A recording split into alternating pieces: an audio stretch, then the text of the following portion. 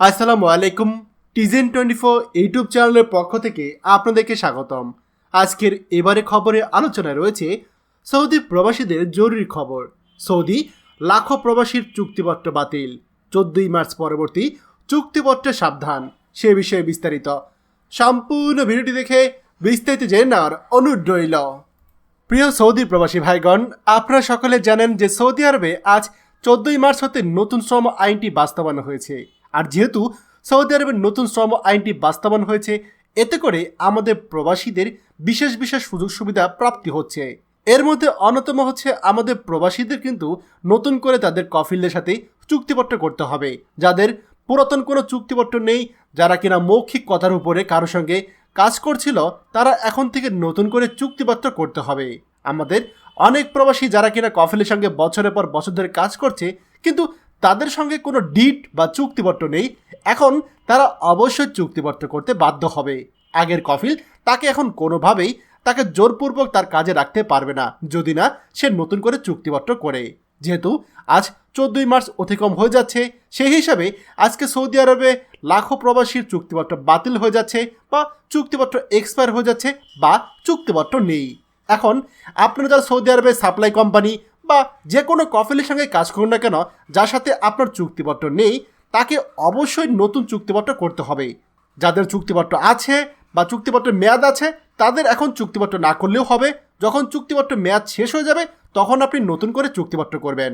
এখন যারা নতুন চুক্তিপত্র করবেন, তাদেরকে আসলে বেশ কিছু বিষয় অবশ্যই মাথায় রাখতে হবে, নয়তো আপনি বড় ধরনের প্রতারিত বা বিপদে পড়তে পারেন। আপনি যখন চুক্তিপত্র করবেন, সেই চুক্তিপত্রটি অবশ্যই আরবি এবং ইংরেজি ভাষায় হতে হবে। এছাড়া আপনি যে চুক্তিপত্র করছেন, সেই চুক্তিবদ্ধে আপনি কত বছরের জন্য চুক্তিবদ্ধ হচ্ছেন সেটা অবশ্যই উল্লেখ থাকবে। 1, 2, 3 বছরের জন্য চুক্তিবদ্ধ হতে পারেন, এমনকি 3 মাস 6 মাসের জন্য চুক্তিবদ্ধ হতে পারেন।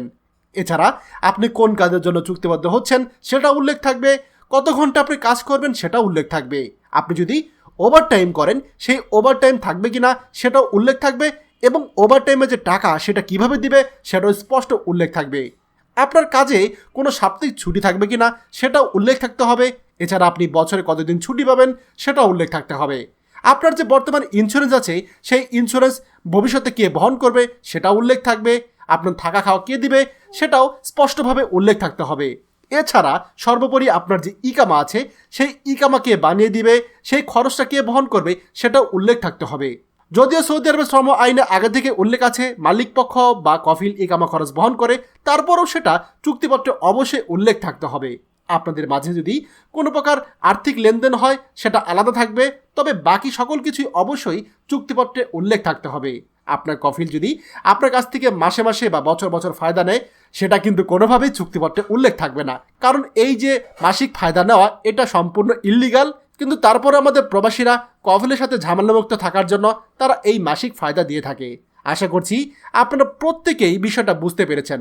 এরপরও যদি আমাদের কোনো প্রবাসীর এই যে চুক্তিপত্র বা নতুন চুক্তিপত্র কিভাবে করতে হবে এ বিষয়ে কোনো কনফিউশন থেকে থাকে, আপনাদের কাছে অনুরোধ থাকবে অবশ্যই এই ভিডিওর নিচে কমেন্ট করে জানাবেন।